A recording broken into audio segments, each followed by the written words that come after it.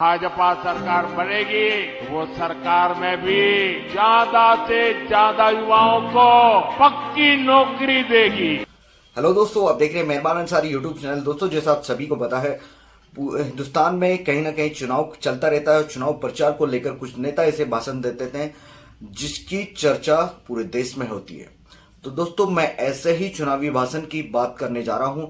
और जो लोग हमारे चैनल के साथ नहीं जुड़े हैं उन सभी से कहना चाहता हूं हमारे चैनल को सब्सक्राइब जरूर कर ले और बेल आइकन को भी प्रेस कर ले ताकि समय से आपको नोटिफिकेशन जरूर मिल सके। तो दोस्तों, जैसा आप सभी को पता है, देश के अंदर 2 राज्यों में विधानसभा चुनाव हो रहे हैं। और ये विधानसभा चुनाव कहां कहां है? महाराष्ट्र और झारखंड में विधानसभा चुनाव होने जा रहे हैं।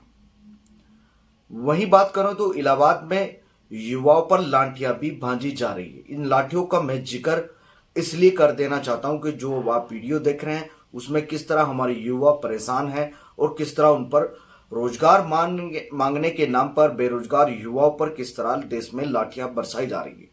ये चुनाव चल रहा है तो ये मेरा चर्चा करने का विषय जरूर बनता है ताकि मैं आपको दिखा सकूं देश के युवाओं की वो सच्चाई।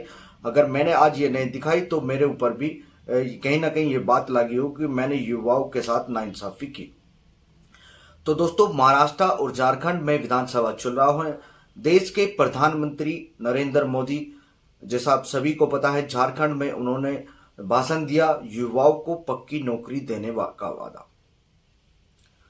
तो दोस्तों, मैं ये पूछना चाह रहा हूं अपनी वीडियो के माध्यम से और आप देश के युवाओं के लिए मैं ये पूछना चाहता हूं और ये आप सबको बताना चाहता हूं, जो इलाहाबाद में युवाओं पर लाठियां बरसाई जा रही, ये कहां के युवा हैं, कहां के नागरिक हैं? क्या ये देश के नागरिक नहीं है जो इन पर इस तरह से लाठियां बरसाई जा रही हैं?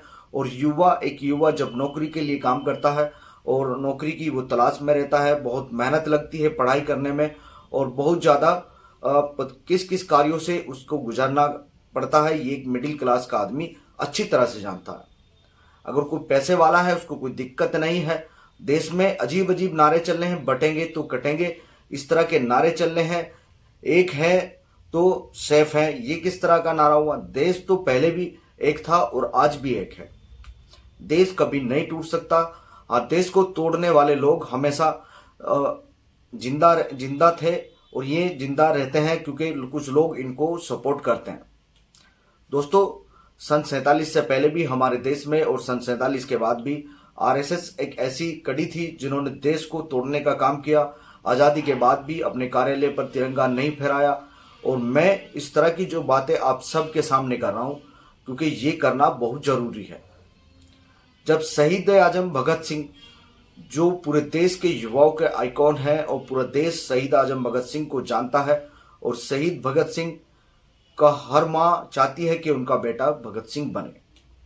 दोस्तों, मैंने एक शॉर्ट वीडियो में भी इसका जिक्र किया था जिसको आप सभी को पता है। शहीद भगत सिंह को बचाने के लिए जो वकील थे एक मुसलमान थे और वहीं उसको फांसी पर चढ़ाने वाला जो वकील था वो आरएसएस का।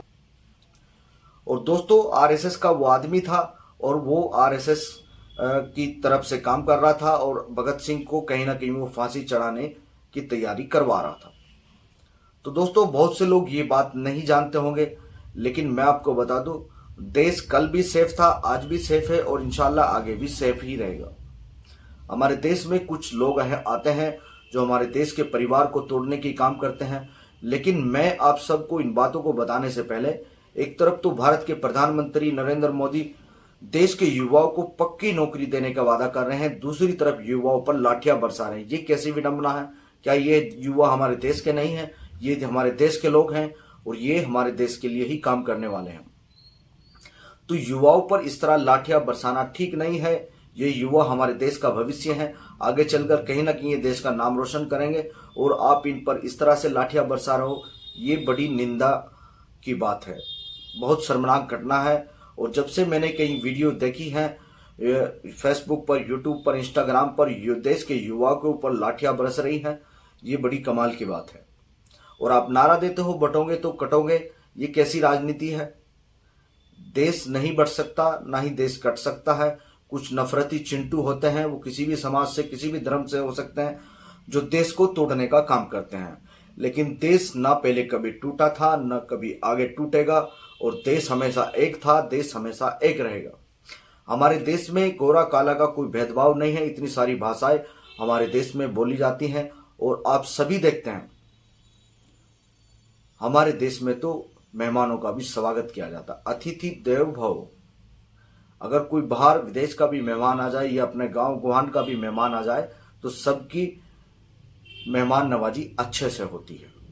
तो हमारे देश के युवाओं पर इस तरह की लाठियां नहीं बरसानी चाहिए और ये बड़ी शर्मनाक घटना है। पूरे देश को इसकी निंदा करनी चाहिए। एक तरफ भारत के प्रधानमंत्री नरेंद्र मोदी पक्की नौकरी देने का वादा कर रहा है, एक तरफ युवाओं पर लाठियां बरसाई जा रही हैं।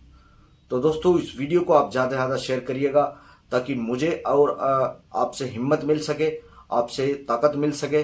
तो देखते रहिए आप मेहरबान अंसारी यूट्यूब चैनल। जो लोग हमारे चैनल के साथ नए जुड़े हैं उन सभी से कहना चाहता हूँ हमारे चैनल को सब्सक्राइब जरूर कर लें, बेल आइकन को प्रेस करें।